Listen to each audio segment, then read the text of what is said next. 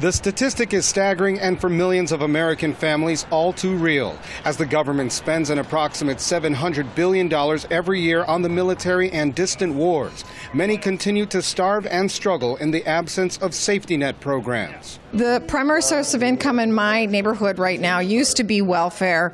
Now with welfare cuts and no employment, the number one source of income is drugs.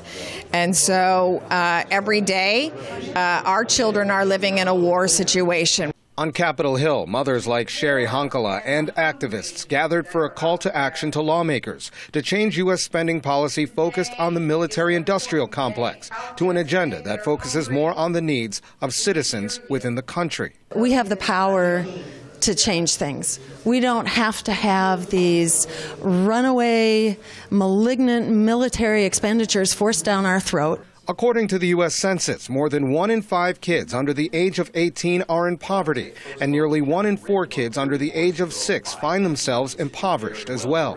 The U.S. military budget is roughly equal to the rest of the world combined. Groups charge that defense spending has become primarily corporate welfare and a tool to further the interests of multinational corporations. Glenn Davis is an Army veteran. He says that while businesses may profit from defense spending contracts, individuals returning from war often lose. He says veterans can slip through the cracks, suffering injuries, not just physically, but mentally and emotionally. You're killing. You have families that you're destroying. And once you sit back at home or in your tent and you contemplate on these things, it weighs heavy on your soul. A team of human rights organizations plans to petition Congress to reduce military spending, the production of nuclear weapons, and focus on battles right here in the U.S., like food security and the war on poverty.